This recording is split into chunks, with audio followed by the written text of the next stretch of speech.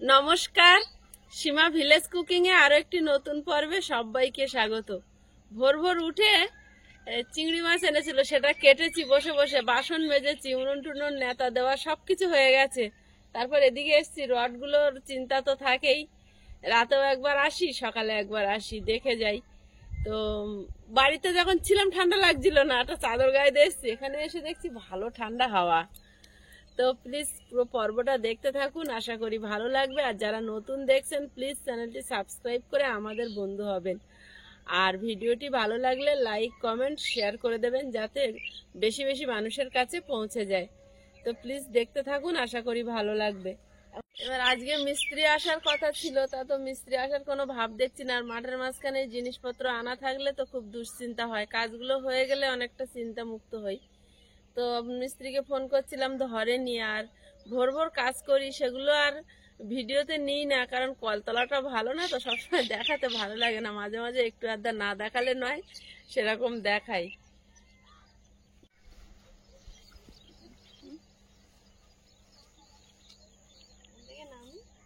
নামো না, তুমি দেখে এসো, আমি এখানে একটু বসি।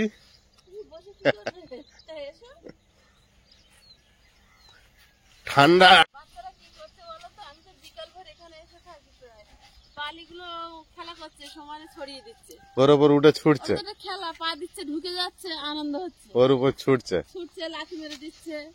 এই তো, তাই তো দেখে বুঝতে পারা যাচ্ছে।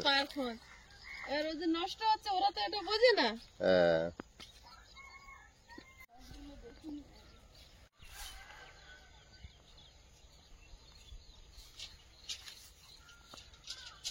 আছে, আর গুনে দেখো। আওয়াজ হয়েছে আজকে, মানে দাদা বেরোয়নি মনে হয়, দেখা যাচ্ছে না তো, কলতলা শুকনো। তাও একবার গুনে দেখি। হ্যাঁ দেখো,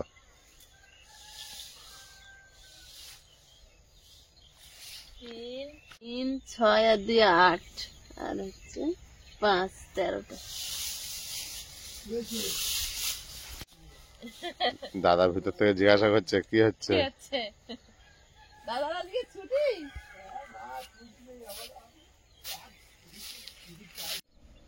কি দেখছো? দেখছি সব দিকে সব ঠিক আছে কিনা। মিস্ত্রিরা এলে একটু ভালো হতো।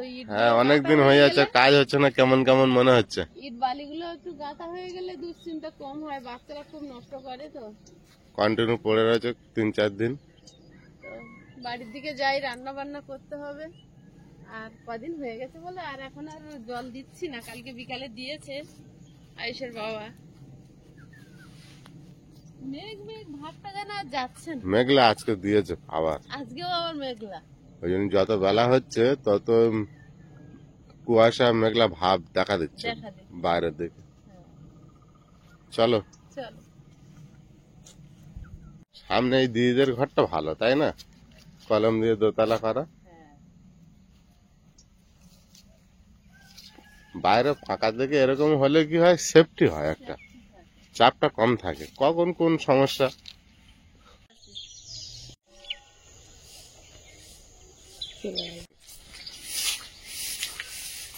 দুটো শালিক পাখি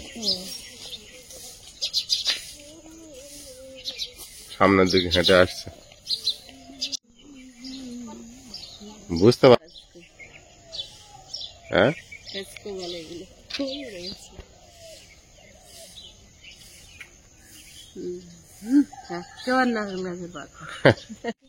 ভালো এলাকায় ঘর মাঝি গো, সবসময় জোড়া শালিক দেখা যায়, যেদিকে যাই যেদিকে ঘুরি।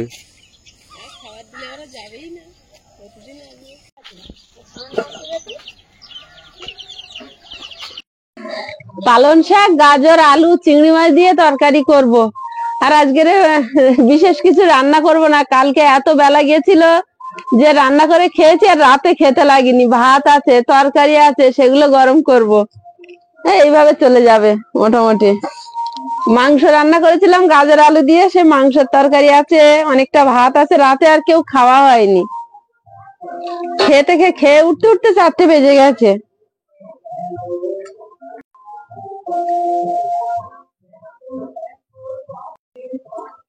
এগুলো একটু কুচে দেবো। পালং শাকগুলো ভালো দেখাচ্ছে কিন্তু খাওয়ার সময় বুঝতে পারে না, একটু ভাপ দিয়ে ফেলে দিতে হবে, নাহলে তিতকুটে লাগবে। কতটা সার দেওয়া আছে না ভাপ দিয়ে ফেলে দিতে হবে, ফেলে দিলেই তো আসল জিনিস চলে যাবে। কিছু করার নেই, সারের সার। হ্যাঁ, সামনের বছর দেখবে আমার বাগানের পালং শাক। তোমার বাগানে দেখবো না, শুধু খাবো। খাবো একদম, তুলে রান্না করে দেবো। দেখে কোনো লাভ হবে? এবছর আর বাগানের পালং শাক খাওয়া হলো না, লাগাতে পারিনি। এখন অনেক কাজ বাকি এখন। মাটি ফেলেছিল, যদি ঘেরা বেড়া দেওয়া যেত, বাউন্ডারি হয়ে যেত, তাহলে দেওয়া যেত, কিন্তু সে আর হলো না। গাছ থাকলে হবে না গো, ওখানে রাখবে না, গরু ছাগল মানুষ নষ্ট করবে। একটা টিনের ঘর বাঁধতে পারলে তাও হতো। এখন মনে হচ্ছে যে কবে পাকা ঘর, না করলে কিছু হয় না, ওখানে থাকতে পারলে টিনের ঘর তবে সবকিছু করা যাবে। টিনের ঘরটা মনে হয় বাঁধতে পারলেই ভালো হতো। এটাও তো এটা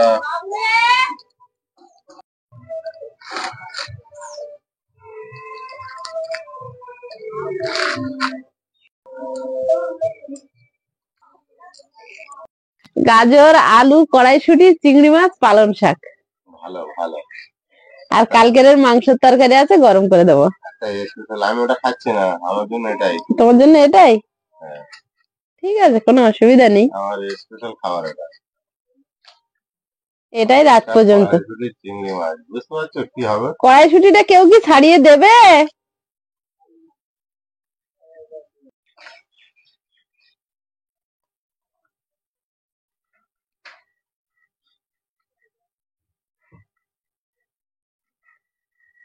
আলু কেটে নিচ্ছি, আর কড়াইশুঁটি ছাড়ানোর লোক আসবে না আমি ছাড়িয়ে নেবো? বিছানা থেকে আসছি হলো আগে ড্রেস করছে। dress করতে, হ্যাঁ? হুম, যদি ছাড়ানোর লোক এসেছে, বাসের জায়গা করে নিচ্ছে এখন। কোথায় রাখবো? কোথায় রাখবে? কড়াইশুঁটি ছাড়ানো খুব হেই,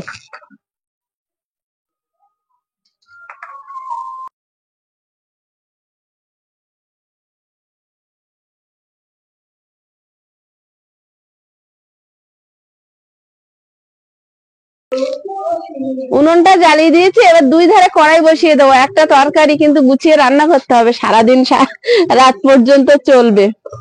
এধারে কড়াইতে পালং শাকটা সিদ্ধ হতে দেব।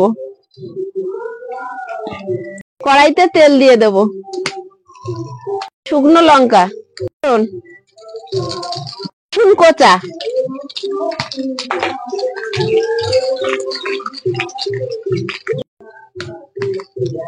গাজর আর আলু দুর সঙ্গে দিয়ে দিয়েছি। পুঁই শাকের বিটুলি আগের দিন লঙ্কার সঙ্গে থেকে গেছিল, তা ফেলে দেবো, ওর সঙ্গে দিয়ে দিয়েছি। লবণ, হলুদ গুঁড়ো। পালং শাক চচ্চড়ি জিরে গুঁড়ো বা জিরে বাটা না দিলে কিন্তু স্বাদটা আসে না। জিরে গুঁড়ো, চিংড়িটা এই থালায় নিয়ে নেব। গুঁড়ো, জিরে গুঁড়ো, চিংড়ি, পেঁয়াজ, টমেটো, কাঁচা লঙ্কা একসঙ্গে মিশিয়ে নেব।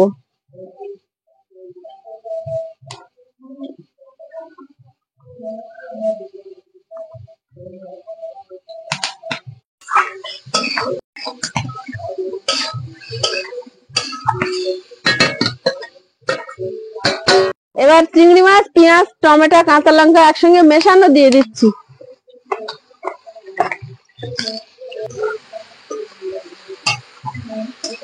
সব ভালোভাবে ভেজে নেব।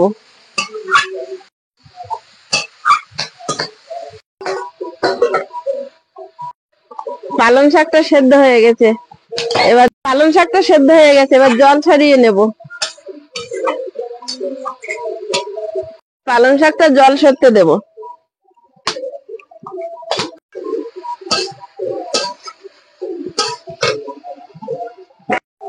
রাতের ভাত, রাতে তো খাওয়া হয়নি, সেই ভাতগুলো একটু জল দিয়ে দেব, দিয়ে আর গরম হতে দেবো। জল দিয়ে আর গরম হতে দেবো, গরম ভাতের মতো হয়ে যাবে, খেয়ে নেবো। চিংড়ি মাছ সব ভালো করে কষিয়ে নিয়েছি, এবার পালং শাকটা দিয়ে ঢাকা দেবো।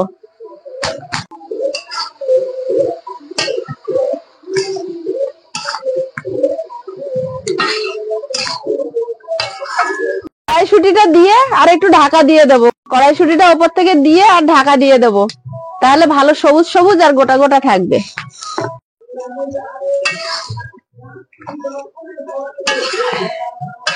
এবার একটু ঢাকা দিয়ে জাল করে নেব। চচ্চড়িটা হয়ে গেছে, প্লেটে ঢেলে নেব।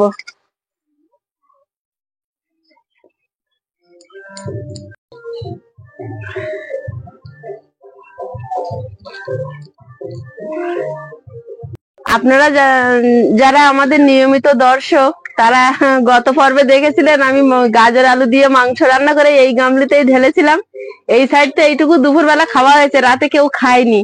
4টের সময় খেয়ে উঠেছি, তো আর কারো খিদে হয়নি, তো সেই তরকারিটা গরম করতে দিচ্ছি। আর আয়ুষের বাবা বলছে আমার চচ্চড়ি দিয়ে হয়ে যাবে, আমার মাংস লাগবে না। আয়ুষ বলছে আমার মাংস লাগবে, এতে গরম হতে থাক, এতে গরম হতে হতে তোমরা চচ্চড়ি দিয়ে খেতে লাগো। হ্যাঁ, এতে গরম হতে থাক।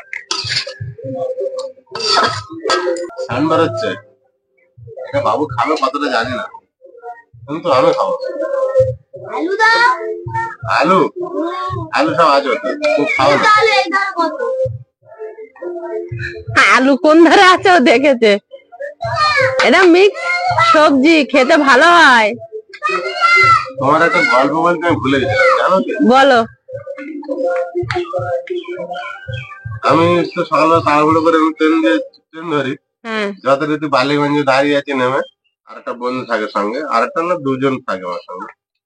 নেমে দাঁড়িয়ে সবে দাঁড়িয়েছি, আর ওই ট্রেনে একটা দিদি ভাই নেমেছিল। আমি বন্ধুর সঙ্গে গল্প করছি, দিদি ভাইটা হঠাৎ পিছন থেকে এসে বলছে আমি সীমা ভিলেজ এরকম বললো। প্রথম এসে কনফিউজ হয়, তাই বললাম হ্যাঁ হ্যাঁ। বললো আমি প্রতিদিনই ভিডিও দেখি, আমি জামপাহাটি থাকি। আমি বললাম তাহলে তো খুব কাছাকাছি, আমার এখানে আসবেন। বলে দু একটা কথা বলতো, দিদি ভাই মনে খুব তাড়া ছিল, তারপর চলে গেল। এটাই বড় পাওয়া ইউটিউবে এসে। খুব ভালো লাগলো, কিন্তু আরো কথা বলতে পারলাম না। আরো অনেক কথা ছিল, থাকলে দর্শক বন্ধু যেমন কথা বলা হয় বলতে পারলাম না, উনি চলে গেল, খুব তাড়া ছিল হয়তো, বেশি বেশি কথা বলা ছিল। সেম ওইরকম আরো একদিন হয়েছিল, ঢাকুরিয়া দাঁড়িয়েছিলাম সেদিন।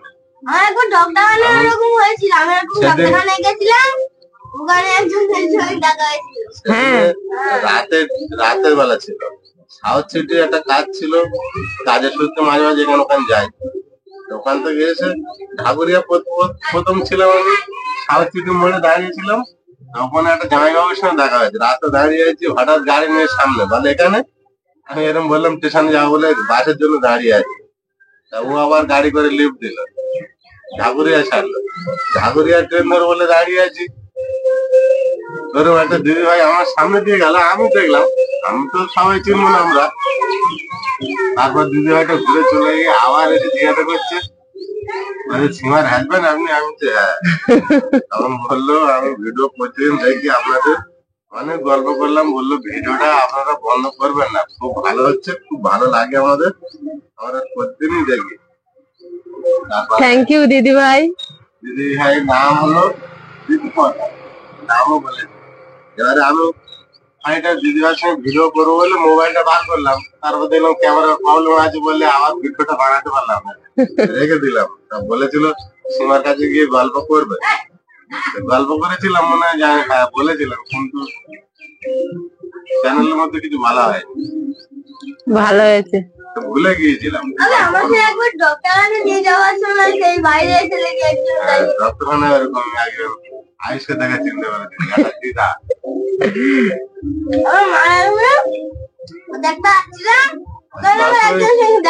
আমাদের ইউটিউব চ্যানেল করতে, ভিডিও বানাতে বা ইউটিউব চালাতে আমাদের যত কষ্ট হচ্ছে সেটা তো আমরা বুঝতে পারছি।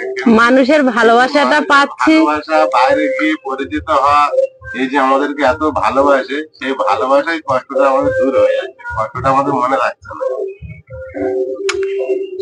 অনেক অনেক থ্যাংক ইউ সকল দর্শক বন্ধুদের এতটা ভালোবাসা দেওয়ার জন্য। আর গুরুজনদের আমার প্রণাম, আর আমার সমবয়সীদের আমার অনেক অনেক ভালোবাসা।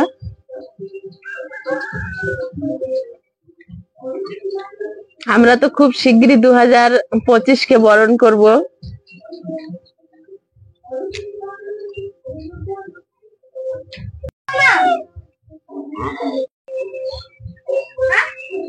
তরকারিটা যা টেস্ট লেগেছে, তুমি না খেলে বুঝতে পারবে না। আমি জানি তো, তোমাকে রাতে রেখে দেবো আর রুটি করে দেবো, না ভাত দিয়ে খাবে? পালং শাক তো আমার হেবি প্রিয় জিনিস। বাবু কি বললে? লাগবে? মাছ দেওয়া আছে যে, তাও হবে? পালং শাক আমার হেবি প্রিয়। খাও। Heavy test. আগামী পর্বে দেখা হবে। ভালো থাকবে, সুস্থ থাকবে। নমস্কার, টাটা। নমস্কার। নমস্কার।